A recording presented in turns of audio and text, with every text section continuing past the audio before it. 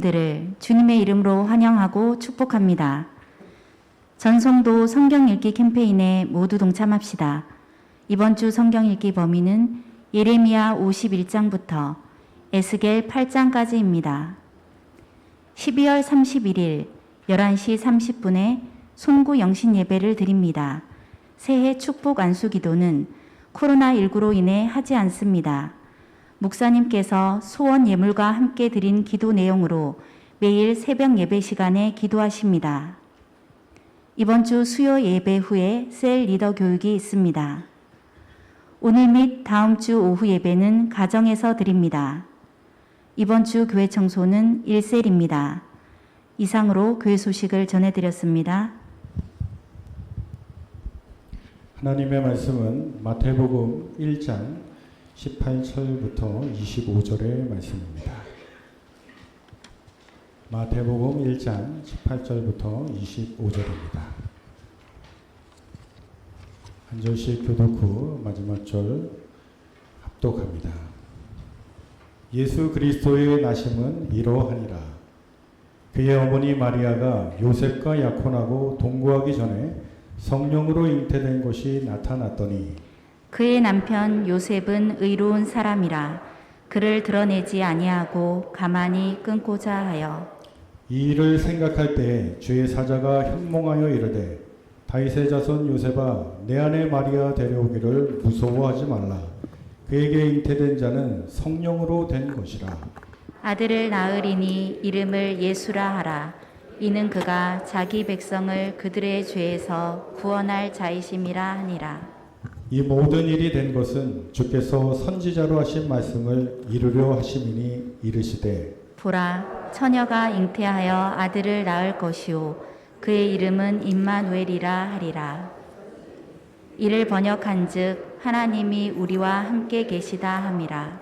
요셉이 잠에서 깨어 일어나 주의 사자의 분부대로 행하여 그의 아내를 데려왔으나 아들을 낳기까지 동침하지 아니하더니 낳음에 이름을 예수라 하니라.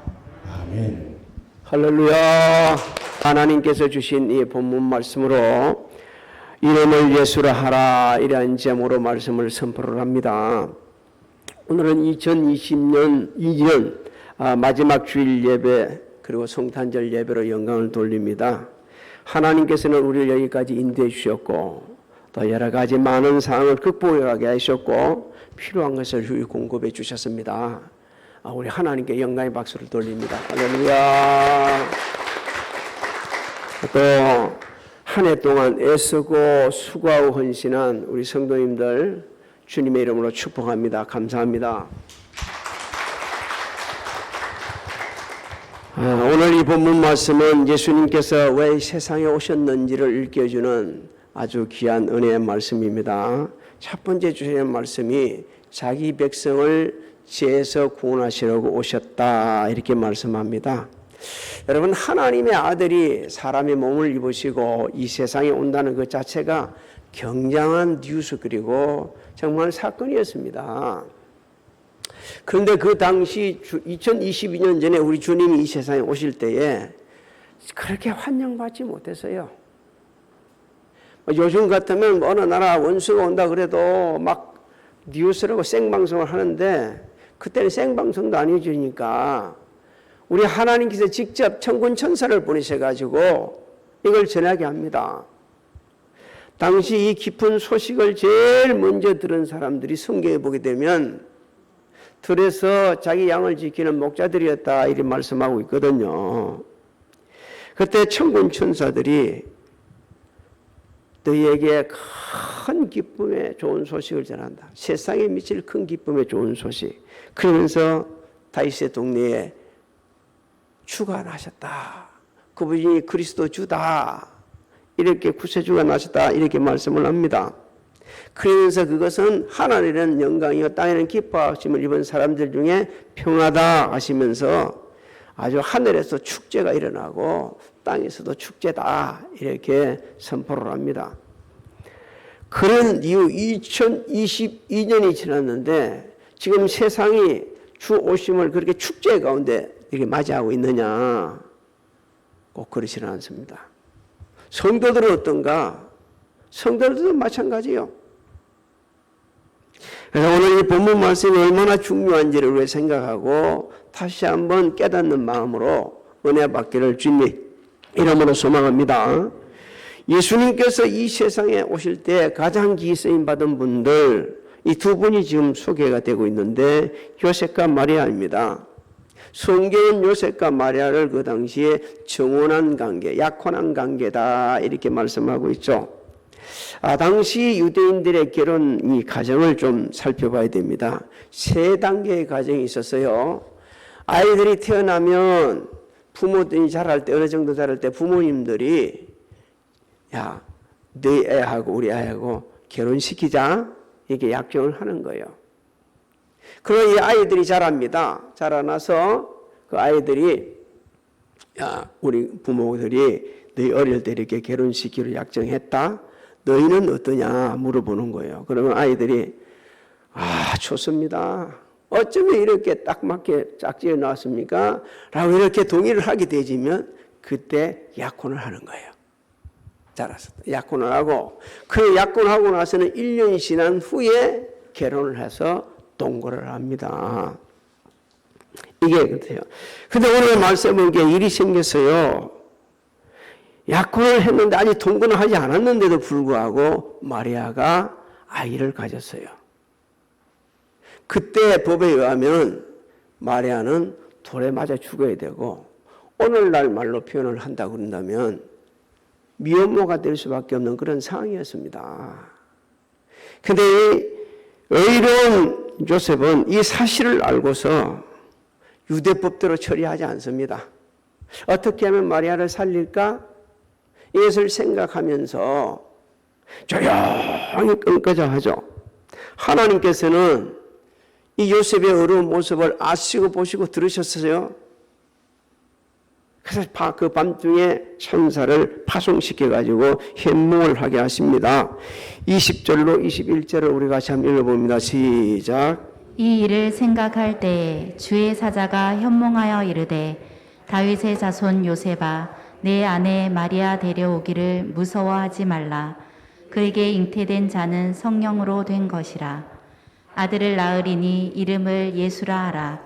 이는 그가 자기 백성을 그들의 죄에서 구원할 자이심이라 하니라. 아멘. 자, 하나님께서 제일 먼저 뭐라고 말씀하시죠? 다윗의 자손 요셉아. 지금 이 일을 생각하고 있다는 것은 요셉은 그 당시 이걸 어떻게 처리하지? 어떻게 해야만이 마리아도 살고 나도 살 수 있을까?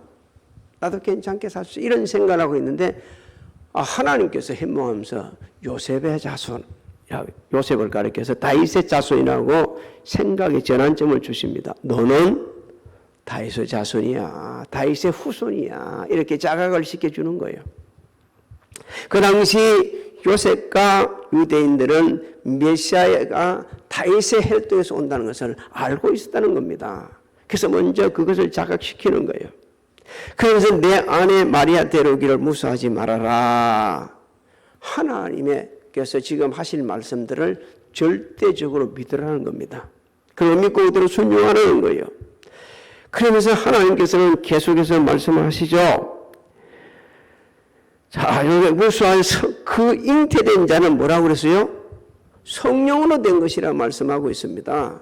네가 생각하는 것처럼 마리아가 부적절한 관계 속에서 그 아이를 잉태한 게 아니야. 누구로 말미암아? 성령으로 잉태한 것이라고 말씀하고 있는 겁니다. 그래서 내 아내 마리아 데려오기를 무서워하지 말아라 그렇게 말씀하랍니다. 또한 더 나아가서 한 아들을 낳을 것이다. 이름을 예수라라. 그가 자기 백성을 죄에서 구원할 자이냐까지 말씀해 줍니다. 예수님은 하나님께서 보내신 메시아이신 것을 일깨주는 거예요. 비록 지금 누구 뱃속에 마리아 뱃속에 잉태되어 있지만 그냥 보통 아이가 아니고 성령으로 잉태된 바로 하나님께서 보내신 메시아이시다. 이렇게 말씀하고 있는 거예요. 여러분 같으면 믿겠습니까? 요새까지 그리 생각하는 사람도 별로 많지 않을 거예요. 그런데 요셉은요, 그 사실을 믿습니다. 그 예수님께서 공생기간 자신의 오신 목적을 여러 방향으로 말씀해 주셨어요. 요한복음 10장 10절에 뭐라고 말씀하신지 한번 볼까요? 시작. 도둑이 오는 것은 도둑질하고 죽이고 멸망시키려는 것뿐이요 내가 온 것은 양으로 생명을 얻게 하고 더 풍성히 얻게 하려는 것이라. 할렐루야. 여러분, 예수님께서는 우리에게 영원한 생명을 주시기 위해서 오셨습니다. 그래서 예수 안에는 영원한 생명이 있습니다. 예수를 믿게 되지면 자 여러분들은 영원히 살게 되는 겁니다. 요한일서 5장 11절로 12절도 같이 읽어볼까요? 시작. 또 증거는 이것이니 하나님이 우리에게 영생을 주신 것과 이 생명이 그의 아들 안에 있는 그것이니라. 아들이 있는 자에게는 생명이 있고 하나님의 아들이 없는 자에게는 생명이 없느니라. 그렇습니다. 예수님 오시기 전에 우리는 영원히 죽을 수밖에 없는 죄인들이 있어요. 그런데 그 죄인들을 구원하시기 위해서 하나님은 독특하신 방법으로 예수님을 이 세상에 보내주신 것입니다. 그래서 예수님은 하늘의 모든 영광을 버리시고 제약된 세상에 사람의 몸을 입고 오신데 아기 예수, 힘없는 아기 예수로 이 세상에 오신 겁니다. 오실 때부터 사람들로부터 배척받았어요. 누울 자리가 없었습니다. 구유에서 있었습니다. 아주 비천한 모습으로 오셨어요. 가난한 모습으로 오셨어요. 그런데도 하나님께서는 예수 그리스도를 통해서 우리를 죄악에서 구원해 주셨습니다. 그 은혜를 받은 수많은 사람들이 변화되었습니다. 구원을 받고 변화됩니다. 그 중에 한 사람이 사도 바울입니다. 사도 바울은 엄청난 변화를 하고 예수님을 가장 닮은 사람 중에 한 사람이 되었습니다. 그리고 자신의 생명을 조금도 귀한 것으로 여기지 않고 나를 살아서 나를 위하여 자기 몸을 버리신 하나님의 아들을 믿는 믿음 안에서 사역을 감당하다가 순교를 당하신 분이 바로 그분이십니다. 여러분, 그분의 그 신앙 고백 중에 하나를 우리 봅니다. 갈라디아서 2장 20절을 우리가 읽습니다. 시작. 내가 그리스도와 함께 십자가에 못 박혔나니 그런즉 이제는 내가 사는 것이 아니요 오직 내 안에 그리스도께서 사시는 것이라. 이제 내가 육체 가운데 사는 것은 나를 사랑하사 나를 위하여 자기 자신을 버리신 하나님의 아들을 믿는 믿음 안에서 사는 것이라. 여러분, 참된 신앙 고백 속에 참된 성도의 삶이 있습니다. 오늘 예배드리는 성도님들도 그냥 성경 말씀 읽어가지 말고 그 말씀 한 절 한 절이 우리의 신앙 고백이 되어서 정말 예수 닮은 삶으로 하나님을 영화롭게 하고 또 수많은 영혼을 주께로 인도하고 자자손손에게 은혜를 끼치기를 주의 이름으로 소망합니다. 두 번째 주시는 말씀이 말씀의 성취로 오셨다 이런 말씀합니다. 우리 하나님께서는 예수님이 오시기 전 약 600년 전에 이사야 선지자를 비롯해서 모든 선지자를 통해서 예수님을 보내주시겠다고 말씀해 주셨어요. 그리고 구체적으로 예수님이 어디서 어떤 동네에서 태어날 것인가도 말씀해 주셨습니다. 예수님은 이 말씀의 성취를 위해서 이 세상에 오셨어요. 22절 23절을 우리 같이 읽어봅니다. 시작. 이 모든 일이 된 것은 주께서 선지자로 하신 말씀을 이루려 하심이니. 한 번 더 읽습니다. 시작. 이 모든 일이 된 것은 주께서 선지자로 하신 말씀을 이루려 하심이니 이르시되 보라 처녀가 잉태하여 아들을 낳을 것이요 그의 이름은 임마누엘이라 하리라 하셨으니 이를 번역한즉 하나님이 우리와 함께 계시다 함이라. 그렇습니다. 우리 주님께서는 하나님께서 말씀하신 것을 성취하시기 위해서 이 땅에 살아있는 몸을 입고 오셨어요. 하나님께서는 천지를 말씀으로 창조하셨습니다. 자, 오늘날도 말씀하신 대로 일어나십니다. 그래서 우리는 하나님 말씀을 듣고 믿고 그 거룩한 뜻을 따라 날마다 순종해야 됩니다. 하나님께서는 말씀을 따라 사는 사람, 말씀을 따라 순종하는 사람들, 말씀 중심으로 살아가는 사람을 통해서 항상 역사를 하셨어요. 요셉은 하나님의 말씀에 적극적으로 순종했습니다. 아들을 낳기까지 동참하지도 않았어요. 아들을 낳으며 이름도 예수를 지었습니다. 왜? 하나님의 말씀을 믿었기 때문에, 단순한 꿈이 아니고 하나님께서 자신에게 주신 말씀으로 믿었기 때문에 오늘날도 하나님의 말씀을 내게 주신 말씀으로 누구에게 어떤 권사에게 말 안 듣고 모질이 아주 그냥 그 고통스러운 이 사람이 들었으면 좋겠다는 그런 말씀이 아니라 모든 말씀을 누구에게? 나에게 주신 말씀으로 받는 자들은 하나님의 말씀 그대로 순종하는 겁니다. 여러분 24절 25절을 한번 읽어봅니다. 24절 시작. 요셉이 잠에서 깨어 일어나 주의 사자의 분부대로 행하여 그의 아내를 데려왔으나 아들을 낳기까지 동침하지 아니하더니 낳음에 이름을 예수라 하니라. 할렐루야. 여러분 한번 보시오. 요셉의 모습을 다시 한번 보십시오.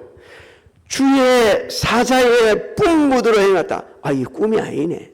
이 꿈이 아니요. 뭘 내 잘못 꾼 거 아니야. 이런 게 아니고 주의 사자의 분부대로 행했다는 것은요. 하나님께서 우리에게 주시고자 하는 귀한 말씀이 있습니다. 예수님께서 사람의 몸을 입으시고 이 세상에 오는 길에 정말 위대한 순종이 있었다는 것을 우리에게 일깨주시고 있는 겁니다. 예수님께서 또 장차 죽으시까지 복종할 것임을 요셉을 통해서 예시해 주고 있는 거예요. 오늘 우리에게는 모든 상황에서 하나님 말씀에 온전히 순종할 수 있는 그런 믿음, 그런 살아있는 믿음의 사람들이 되어가는 것입니다. 죽은 자에게는, 죽은 믿음에는 뭐가 없다? 행함이 없다고 했습니다. 살아있는 믿음만이 행동으로 옮기는 거예요. 자기 행동, 무조건 행동이 다 옳은 게 아니에요. 누구 말씀대로? 하나님 말씀대로 행하는 그 행함이 옳은 겁니다. 내가 좋아서 하는 것도 있을 수 있어요. 내가 즐거워서 할 수 있어요. 내가 좋은 사람이 있어요. 하지만 여러분, 그게 다 하나님의 뜻이라고 생각하면 착각입니다. 하나님께서는 항상 필요할 때 우리에게 말씀을 주는데 66권의 말씀을 손에 떼지 마십시오. 그렇게 되지면 그 말씀을 매일 묵상하다 보게 되면 매일 내게 주시는 하나님의 말씀을 들을 수 있어요. 아이, 목사님, 저는 한 번도 못 듣는데 가장 불행한 사람입니다. 한마디로 표현하면 하나님 말씀 안 읽었다는 거예요. 매일 말씀을 가까이 하지 않는다는 거예요. 어디에 이런 분이 있습니다. 어디에 그런 말씀이 있어요. 하나님은 그런 분이 아니에요. 너무 가슴이 아파요. 하나님 말씀이 그대로 기록되어 있는데 그대로. 요셉의 입장에서는 그게 깊게 순종할 것이 아니었습니다. 하지만 하나님께서 말씀하셨다는 걸 확신하니까 그 상황 속에서도 순종한 거예요. 아기를 이미 잉태한 채 배가 부른 그 아내를 데려온다는 건 정말 쉽지 않은 일이거든요. 영화에서나 뭐 드라마에서나 그런 일이 있을 수 있겠지만 현실적으로 그건 불가능한 일인 거예요. 대부분 보통 사람들이 할 수도 없는 일입니다.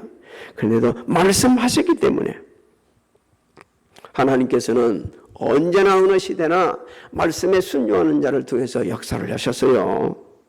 하나님 말씀에 순종하여 본토 친척 아비집을 떠난 아브라함의 후손으로 예수님이 오시게 하셨습니다. 여호수아는 말씀에 순종함으로 약속의 땅을 차지할 수가 있었습니다. 아가는 말씀에 불순종하여 자기 육신대로 행하다가 가족과 함께 악골 골짜기에서 돌무디기가 되고 말았습니다. 성경은 이렇게 말씀합니다. 사람이 육신의 생각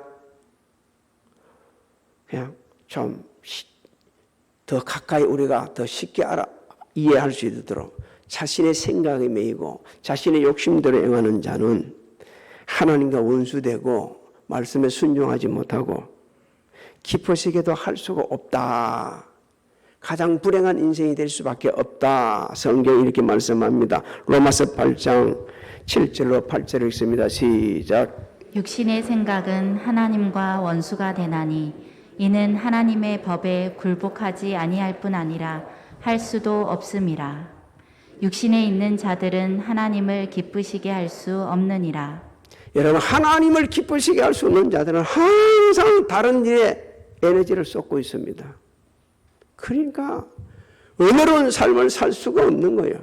그런데도 안타깝게도 자신은 잘하고 있다네, 기쁘다네, 행복하다네. 사랑하는 성도 여러분, 2022년을 한번 돌아보시기 바랍니다. 나는 하나님의 말씀에 정말 얼마만큼 순종하고 하나님 뜻대로 했는가? 지난 한 주간, 아니 지난주 예배 드리고 나서 무슨 일을 했는가 한번 생각해 보세요. 그것이 정말 하나님 뜻대로 했는가라면 생각해 보세요. 2022년 전 사람의 몸을 입으시고 아기로 세상에 오신 예수님, 성경은 우리에게 그렇죠. 우리와 함께 하시러 오신 임마누엘 하나님이시다. 할렐루야. 그분은 아이가 아니라 임마누엘 하나님, 우리와 함께 하신 하나님이셨습니다. 사도 요한은 이렇게 선포합니다. 말씀이 육신이 되어 우리 가운데 거하심에 우리가 그의 영광을 보니 아버지의 독생자의 영광이요 은혜와 진리가 충만하더라. 할렐루야. 하나님께서는 우리와 함께 하시려고 예수를 이 세상에 보내주신 겁니다. 우리를 죄악에서 구원하여 주시고 교제하시기 위해서 예수님을 보내주셨어요. 우리는 죄악으로 하나님과 관계가 단절되어 있었기 때문에 하나님 앞에 나갈 수가 없었습니다. 하나님께서는 예수 그리스도를 보내서 십자가로 이 막힌 담을 헐어주셨어요. 에베소서 2장 16절로 18절을 우리 같이 한번 읽어봅니다. 시작. 또 십자가로 이 둘을 한 몸으로 하나님과 화목하게 하려 하심이라. 원수된 것을 십자가로 소멸하시고 또 오셔서 먼데 있는 너희에게 평안을 전하시고 가까운 데 있는 자들에게 평안을 전하셨으니 이는 그로 말미암아 우리 둘이 한 성령 안에서 아버지께 나아감을 얻게 하려 하심이라. 우리는 하나님의 위대하신 사랑, 은혜에 감사해야 합니다. 그래서 하나님의 말씀을 날마다 묵상해야 돼요. 여러분, 하나님의 말씀을 묵상하며 살아가는 자를 시편 기자는 이렇게 말합니다. 복 있는 사람이다. 그 사람은 악인의 길을 쫓지 않는다 말합니다. 오만한 자리에 앉지도 않는다 했습니다. 우리 하나님께 주신 그 말씀들을 우리 마음에 새겨야 합니다. 그냥 한번 쑥 지나가는 말씀으로 생각이 되지면 요셉처럼 그 극한 상황 속에서 결코 순종할 수가 없어요. 여러분, 성경에 보게 되면 매일 하나님과 동하며 하나님을 기쁘시게 한 분들이 많이 있거든요. 그 중에 한 사람이 에녹이라고 그럽니다. 여러분, 히브리서 11장 5절을 한번 같이 읽어볼까요? 시작. 믿음으로 에녹은 죽음을 보지 않고 옮겨졌으니 하나님이 그를 옮기심으로 다시 보이지 아니하였느니라. 그를 옮겨지기 전에 하나님을 기쁘시게 하는 자라 하는 증거를 받았느니라. 말씀이 육신이 되어 우리 가운데 거하신 예수 그리스도를 진짜 우리가 제대로 믿는다 그러면 우리도 이 세상에 사는 날이 얼마인지 모르겠지만 사는 날 동안 하나님을 기쁘시게 하는데 전념합니다. 그럼 우리가 이 세상을 떠난 후에도 뭐라고 이야기하냐면 사람들은 이렇게 말합니다. 그 사람들이랑 가장 가까운 데 있는 우리 성도들을 의미해요. 같이 교회 공동체에 섬기는 사람들이 이렇게 말합니다. 그분은 하나님을 기쁘시게 한 사람. 우리는 이순규 권사님을 기억합니다. 이순규 권사님 그러면 마지막 순간까지 하나님을 기쁘시게 한 분이라고 우리는 다 그렇게 기억을 하고 있습니다. 여러분, 저는 어떤지 그 권사님이 많이 그립고 참 그리웠습니다. 마지막 순간까지 힘이 닿는 데까지 디아카의